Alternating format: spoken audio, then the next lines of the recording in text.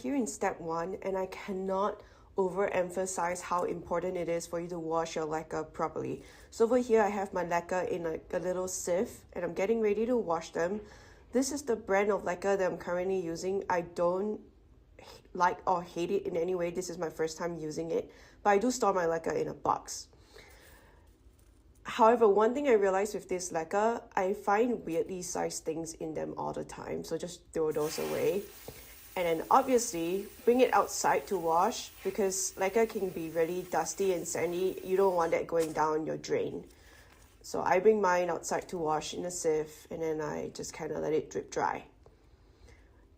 Once that is ready, I then move on to putting my LECA into a box to store and use it for later. I don't usually wash LECA bit by bit. I usually do it like one big box at a time, just so I don't have to keep redoing it over time.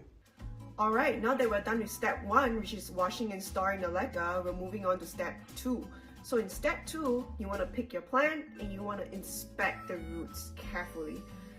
I am a huge believer in over-rooting my plants in fluval before I even think about moving them to semi-hydro. I don't usually move my plants within 4 weeks of rooting, even if I see pretty good roots. I usually let them over-root the cup to the point that I see extensive roots all around before I even think about moving them to semi-hydro.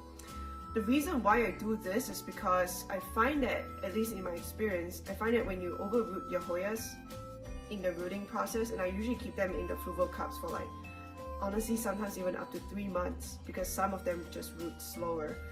But for this one, it's been in this cup for about 2 months, and I overroot them because I find that when I transfer them in this a lot more like established state, they're less likely to go into shock, they're less likely to drop any kind of new growth, and they usually just carry on as if nothing happened.